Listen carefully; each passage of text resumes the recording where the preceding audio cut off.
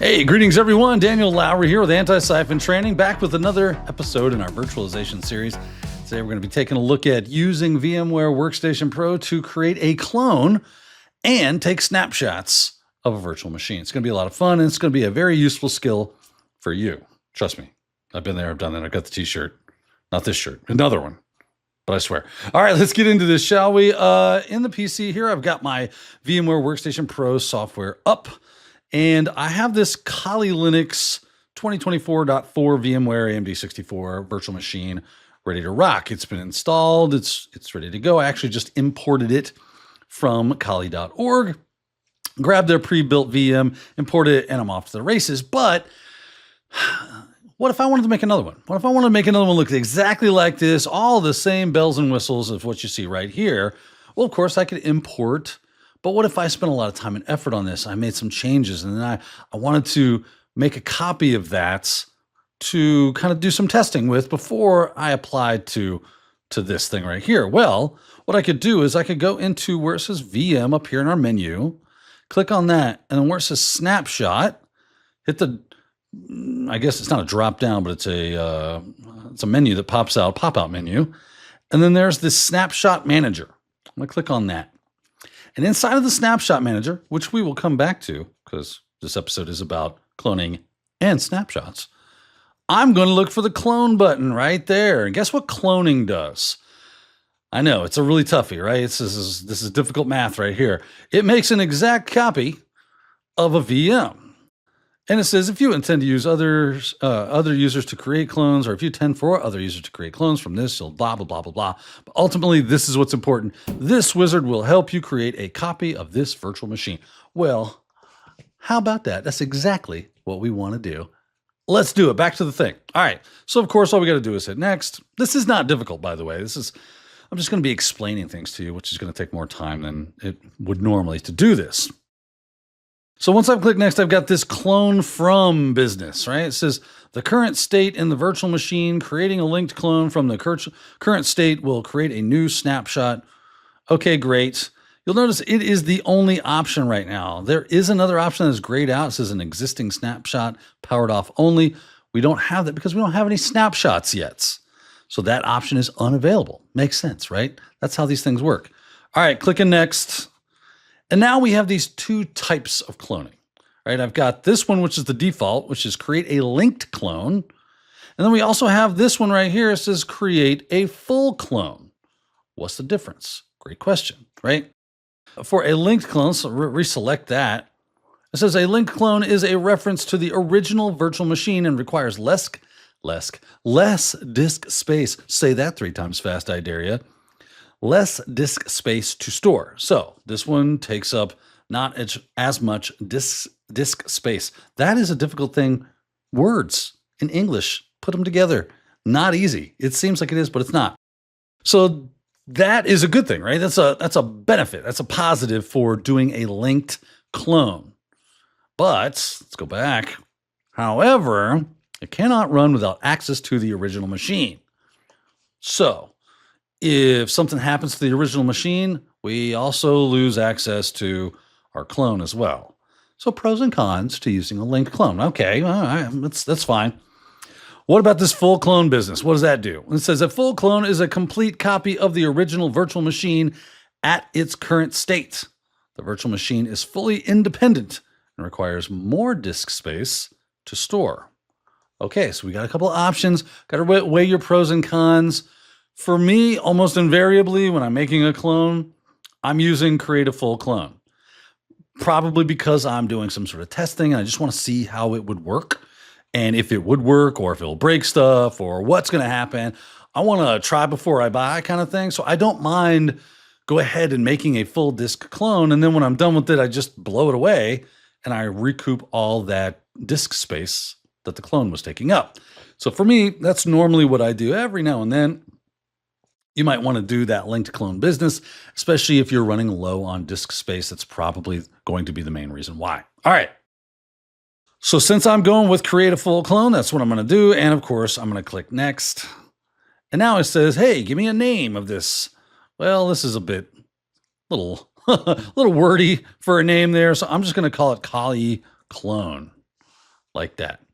Then, of course, if you want to change the default location, you hit Browse, change where you want it to be. I'm fine with this default location. It's just a demo, and of course, I'm going to blow it away. And typically, I would probably be blowing this away anyway, so not a big deal. Unless you've got like a drive that is specific. I have done that myself, and on another machine, I do have that. But for what we're going to do, I'm going to stick with the location that it's at, the default. You can change that if you feel like it. All right, I'm going to click this next button. Let's move on. Now this is basically, hey, here's all the changes you're looking to make. Is this correct? If it is, by all means, click Finish, which is what I'm going to do. Then, of course, the hourglass of time. What was the old show, right? Like the sands of time, slipping from an hourglass.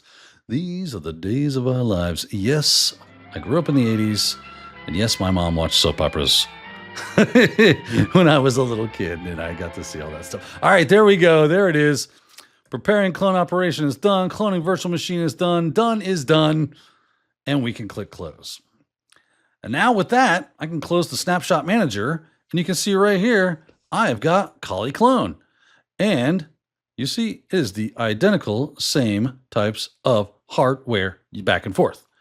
Right? Everything is identical. It is a literal clone of this Kali 2024. It's all the same. I can fire it up. It will work. Log in, make my changes. All right. So there's cloning. That was fun, right? You could probably see where that could come in handy from time to time.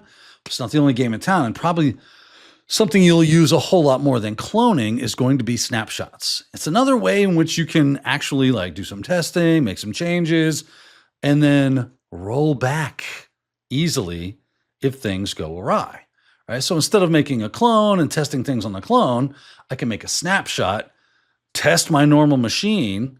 If things go wrong or it doesn't work, or I'm like, oh, I got to back this up. This wasn't quite right. I can just revert to the snapshot, which is kind of like a picture in time of that machine. It just reverts back, right? So that's, and I remember when virtualization started becoming a thing, this comes really handy for, hey, I want to add some complex technology. I want to do some updates. I don't know if y'all know this, but Linux, sometimes when you get update happy, things break, right? And it happens to Windows too. I mean, you could be running a Windows machine, install a jacked up bunk update that does something stupid to your machine, and you're like, oh no, it doesn't work anymore. And you're totally like not happy. Wouldn't it be nice if you could hit the rewind button, which is why we tell you to take backups. Well, this is like a backup, but it's super quick to revert to, right? So we just go into the snapshot manager, pick the snapshot we want to revert back to, and we're done. Easy peasy lemon squeezy, right? So let's see what we're talking about.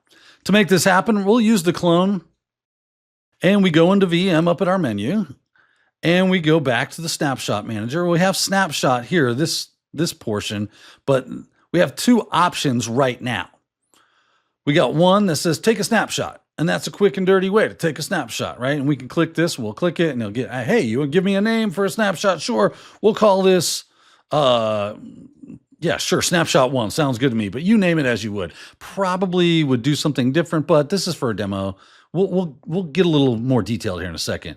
Description for demo purposes. There we go. Is that correct? Yeah. Click OK. And guess what? If we go to VM, we go to snapshot. You'll notice now I have the ability to revert to snapshot 1, and it names the snapshot that is available that I can revert to. So now that has become an option because we have a snapshot we can revert to. But if we go into Snapshot Manager, and I will hit this zoom in button right here, so you can see this a little bit better, you'll notice that we now have Snapshot 1 right here. And we can click on it. We can look at the details. There's the name of Snapshot 1. There's the description of Snapshot 1. There's all the things that we have done to it. It's fairly simple. When it was created, excellent. Right? So obviously you get the idea of Snapshot Manager. I can actually even come in here and delete this snapshot if I want. So I can do that. I'll say, okay, I'm going to delete. They'll say, are you sure? Yeah, I'm sure. Delete that. By the way, fun safety tip, when you're done with a snapshot, you should delete it. Once you're good, your machine is in a very good state, take a snapshot of that and delete anything prior to it unless you absolutely need it because they take up disk space. So just FYI, used to get yelled at for that one. Hey, can you please clean up your snapshots, Daniel? Because they're taking up a lot of disk space. I'm like, oh, I didn't know that. I will do that. Right. So it's a good idea to kind of clean house from time to time and make sure that you're not just holding on to snapshots upon snapshots, a pile of snapshots. There's no reason for it. Okay. All right. But from here, I can do the same thing. I can take a snapshot from the snapshot manager, have that option. We'll call this one, we'll call it Clean Kali, right? And we'll give it a good description of fresh download of Kali, VM from kali.org. Like that, right? So that lets me know I just downloaded this thing. Nothing has been done. I can even put that in there, right? I can say like no updates applied and anything else I could think of that would be pertinent. Maybe give it the username and password for it. Kali is the default. So anything specific to that machine, you would definitely want to throw in these descriptions. It does bring up the account of security. So I'm putting a username and password in there. If anybody compromises this machine, it would be a great way for them to look for usernames and passwords that might be reused and usable. So just keep that in mind. Do good OPSEC, operational security, and buyer beware. Mileage may vary. Be cautious. Be mindful of doing things like that. But this is a demo, so that's fine. That might be fine especially if it's not being used anywhere else and this isn't, you know what I mean? Do the right thing. Okay, let's get back to it. And now I can just click OK.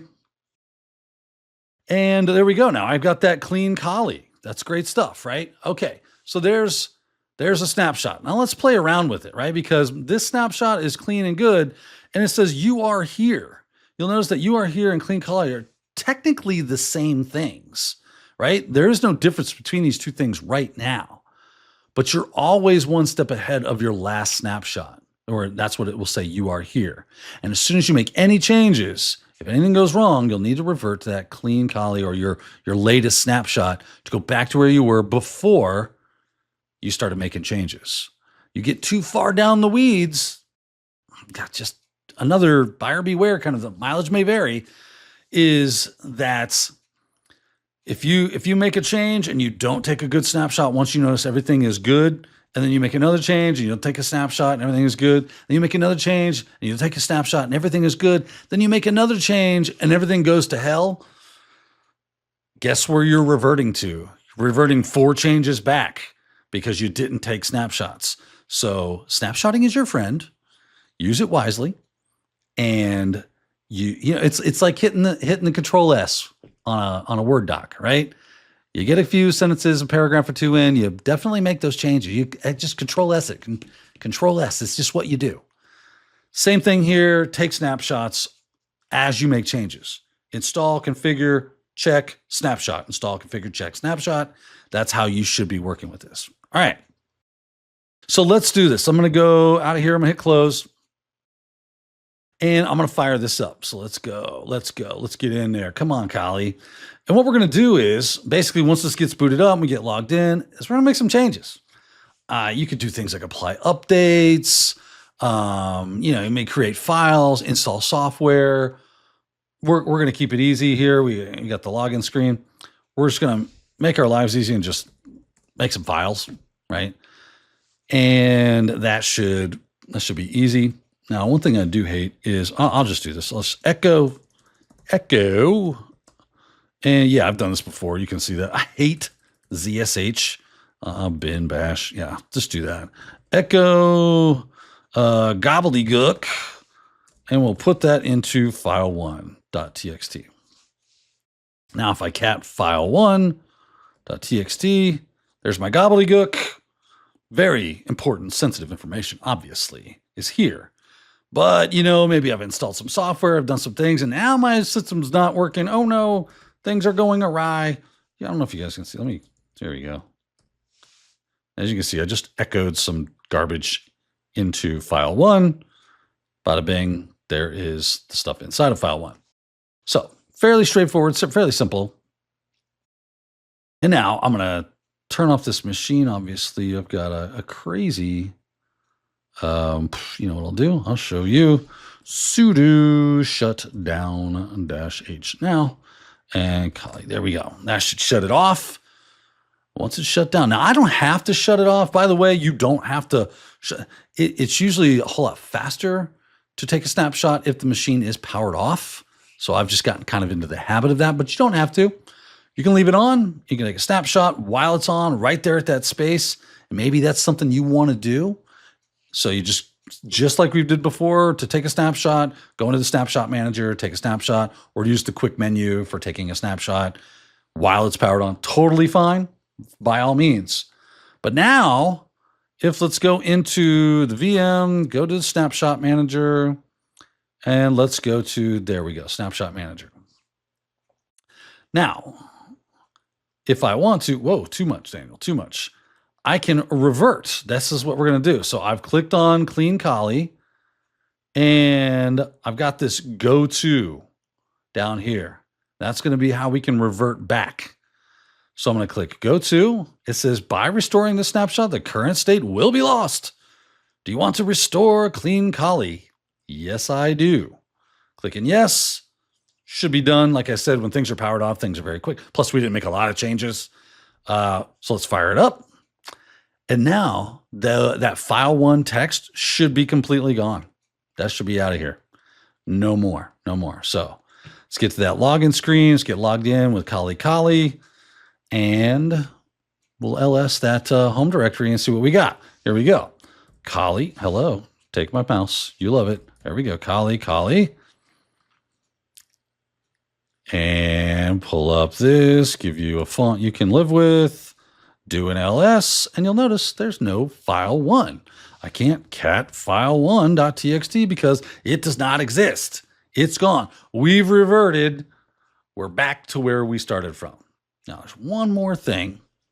That's snapshots, basically, in a nutshell. We got one more thing we want to take a look at before we go. And that's going to be, let's go back here. If you go to VM and you go to the snapshot manager and so click snapshot in the jump out menu, go to snapshot manager, and you'll notice there's a spot right here. It says show auto protect snapshots. And then you have this auto protect button. The auto protect is your friend. It's right here. It says auto protect is currently disabled, but if I enable it, I have a few options available to me right here, which are very nice. Auto protect interval. I've got daily, I've got hourly, I've got half hourly. So it gets pretty granular. How many auto protect snapshots do I wish to take as a maximum?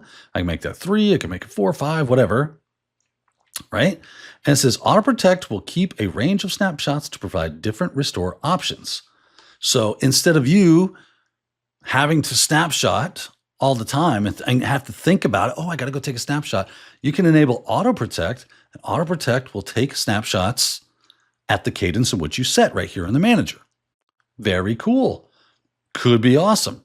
Now, just be aware that if you set it to 3 or 5 or whatever, once it hits that threshold of snapshots, the oldest one will get deleted to make room for the newer one.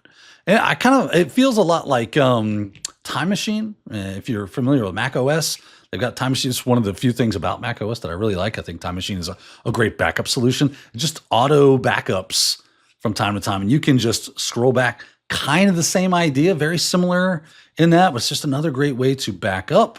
And it does say right here that gives you all the options. So this says snapshots will be taken every day 1, every week 1, every month 1, and auto protect will consume a minimum of 6 gigs of disk space. So just keep that in mind, that disk space will be an issue when it comes to taking or using auto protect, but a very cool feature that you can enable. I'm going to disable it because I'm just going to delete this.